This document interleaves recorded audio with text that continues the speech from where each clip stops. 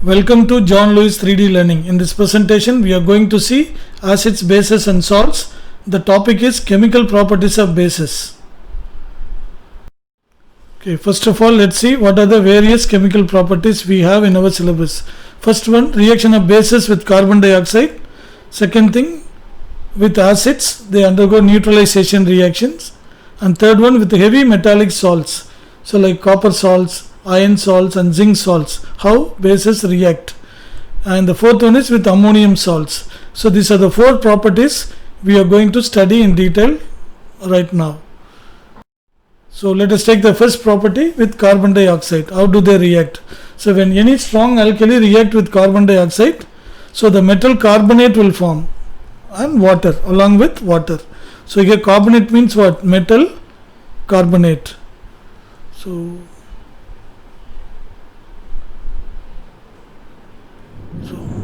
metal carbonate. Suppose you take sodium hydroxide, sodium carbonate will form. If you take potassium hydroxide as alkali, potassium hydroxide will form. So first reaction is what?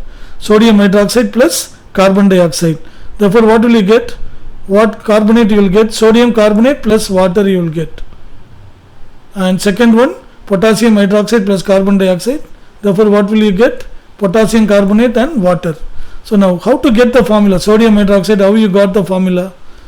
So many times I told you, you should be very thorough with symbols and valencies. Unless otherwise it is not possible to score marks, you cannot enjoy learning chemistry. So sodium hydroxide is what? Sodium is Na, hydroxide is OH, valency 1 and 1. If you interchange, you will get NaOH. So here what do you get? Sodium carbonate. So metal carbonate, here the product is metal carbonate. Here sodium is used, therefore what we get? Sodium carbonate. So what's the formula of sodium carbonate? Na, carbonate is CO3, valency of sodium is 1, carbonate is 2. Therefore if you interchange, you will get Na2CO3 plus water. We know the formula H2O. Carbon dioxide we know that is CO2. Okay, water we know H2O. So now potassium hydroxide. How you got the formula of potassium hydroxide? Potassium K, hydroxide OH, valency 1 and 1. If you interchange, you get KOH. Carbon dioxide we know. So how you get the formula of potassium carbonate? Potassium K, carbonate is CO3, potassium valency 1, carbonate valency 2. If you interchange, you get K2CO3. Plus what is the other product? Water. So you know the rule here. Strong alkali reacts with carbon dioxide to produce the metal carbonate plus water. So based on that, we will be able to complete any equation. If some other base with acids, neutralization reaction. So we know when any acid react with a base, what will we get? Salt and water. Same thing here. When base react with acid, what we get? Same thing. Salt and water. So base or alkali plus acid gives salt plus water. So what is meant by base and alkali? What is the difference? So those bases which are soluble in water are called alkali. There are some bases which are insoluble in water. They are not alkali. So here both soluble and insoluble bases can react with acid, form salt and water. So what is the first question? Calcium hydroxide plus hydrochloric acid. What is the second one? Iron 2 hydroxide plus HCl. So calcium hydroxide, how you got the formula? CaOH twice. How you got it? Can you tell me? What is the symbol of calcium? What is the valency of calcium? You should know. So valency of calcium is 2 and its symbol is Ca. So CaOH, calcium hydroxide, calcium valency 2, hydroxide valency 1. Therefore if you interchange, you get calcium hydroxide. Hydrochloric acid, you know HCl. If you do not know, you can derive hydrogen chloride, hydrogen 1 and chloride 1. If you interchange, you get HCl. Okay, now what product you will get? Salt plus water. What salt will get? So the positive ion from the base and the negative ion from the acid will form as a salt. This also I explained you many times in the previous videos. So therefore calcium chloride you get. So what will be the formula of calcium chloride? Calcium chloride, calcium valency is 2, chloride valency is 1. Therefore you interchange calcium chloride, CaCl2 plus water, you know the formula H2O. So second one, iron 2 hydroxide. How do I know this is iron 2 hydroxide? So iron, here there is 2, because when you interchange the valency, you would have got 2 here. Suppose it is iron 3, you would have got 3 here. Am I right? So here since it is 2, it should be iron 2. So what is the formula? How you got this one? Iron hydroxide, iron valency is 2 here, hydroxide is 1. Therefore if you interchange, you get FeOH twice. So when the valency is 3, you will get 3 here. So just by looking at here, we can find out what is the valency of iron. So iron 2 hydroxide plus hydrochloric acid HCl. Okay, so what salt will form? Iron is a positive ion from the base, chloride is a negative ion. So iron, here valency is 2 and chloride valency is 1, therefore you get FeCl2 plus water formula is H2. Very, very simple if you know. So with heavy metallic salts, so copper, iron, zinc, salts plus some base. So metallic salt plus alkali or base gives salt plus insoluble hydroxide. So copper sulfate and sodium hydroxide. So what do you get? So you get positive ion of this compound will react with negative ion of this compound. This is OH. And positive ion of this compound will react with negative ion of this compound. So therefore what we get? So what is the salt you will get? So positive ion from the base and negative ion from the acid, from the other one.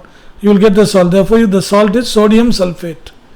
What do you get? Sodium sulfate. So for the salt, always the positive ion from the base. That is a point you need to remember. That will react with the negative of the other one. Therefore sodium sulfate, sodium valency 1, sulfate valency 2. Therefore when you interchange, you will get Na2SO4. Na2SO4. So plus what we get? What is the other one? Here copper 2. Copper 2 is the positive ion and hydroxide is the negative ion. So copper hydroxide.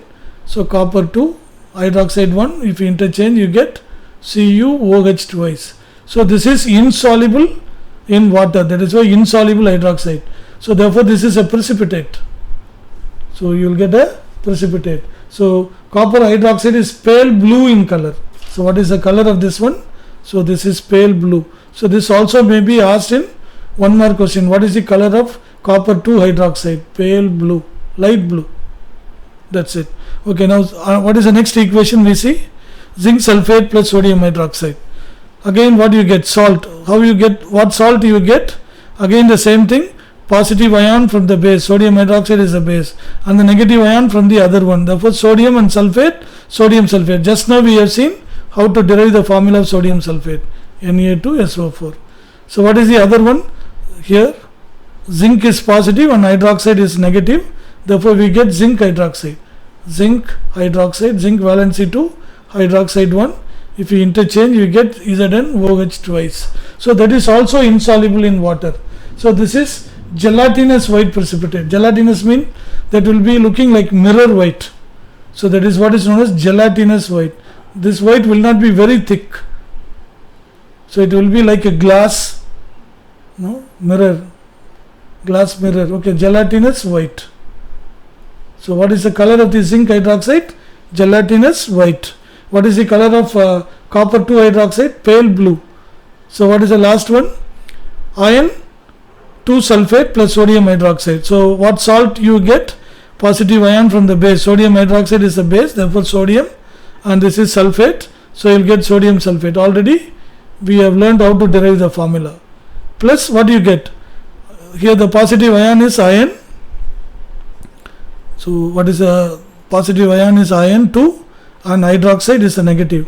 Therefore you take iron valency 2 and hydroxide is OH, valency is 1.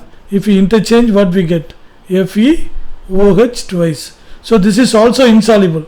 So all insolubles are precipitates. So we have to put an arrow mark pointing downwards. So they are all precipitates. So here the color of the iron 2 hydroxide is dirty green.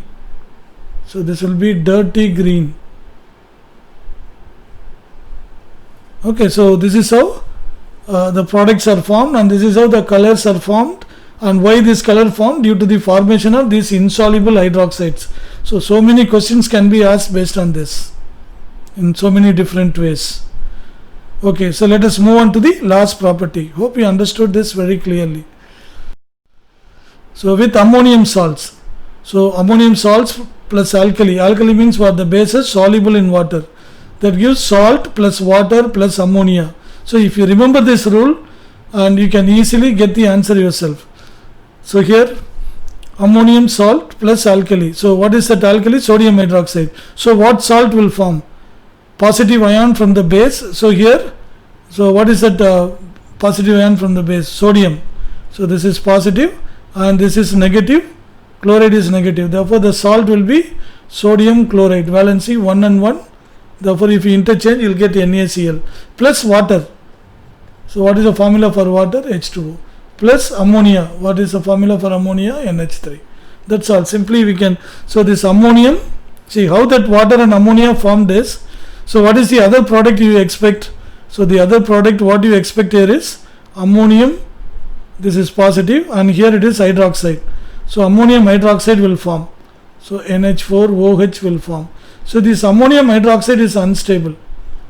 It is weak base. It is unstable. Therefore this decomposes into what? See, one hydrogen from NH4 combines with this OH, forms water. So what will be remaining? NH3 will be remaining. So that is formed as another product. Therefore we get NH3 plus H2O. That is why two different products are formed here. Otherwise if you combine NH3 and H2O, you get NH4OH. So that is unstable. So that will decompose into water and ammonia. That is why we are splitting that into two different products and writing it. So next example is ammonium chloride plus calcium hydroxide. So here what is a positive ion from the base? Calcium, and negative ion from this ammonium chloride is chloride. Therefore calcium chloride salt will form. So calcium valency 2, chloride 1. If you interchange, you will get CaCl2. Plus what will be the other product? Ammonium will combine with hydroxide, forms what? Ammonium hydroxide. So just now I explained you above. So this is unstable. Therefore this decomposes into what? H2O and ammonia. That is why two different products are formed, and this is not coming in the product side. So that decomposes into water and ammonia. So don't memorize that water plus ammonia. So you can write ammonium hydroxide, that's split into water and ammonia. So if you know these basics, you can derive the answers yourself.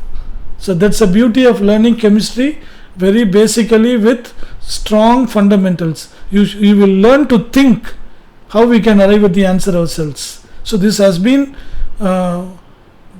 very important right from the time immemorial. So when people started learning chemistry, from that time onwards these basics are very, very important, and you should realize it. So those children who are really following me very well, you will appreciate and you will learn all the equations effortlessly. Okay, so that's all about the chemical properties of bases in our syllabus. Okay, one more equation is there, I'm sorry. So ammonium sulfate plus potassium hydroxide. So here what salt will form? So what is a positive ion from the base? Potassium. What is a negative ion from the other one? Sulfate. Therefore you will get potassium sulfate. So valency of potassium is 1, sulfate is 2. So if you interchange, you will get K2SO4. Plus what you get? Here it is ammonium and here it is hydroxide. Therefore you will get ammonium hydroxide. But what I told you, ammonium hydroxide is unstable. That will split into water and ammonia. Therefore you will get H2O. Ammonia is NH3. That's it. So simple. Learn symbols and valencies very thoroughly. Learn to think. You will be able to enjoy learning chemistry.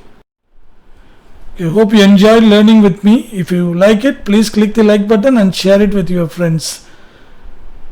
Thank you very much for watching. Until we meet next time. Bye bye.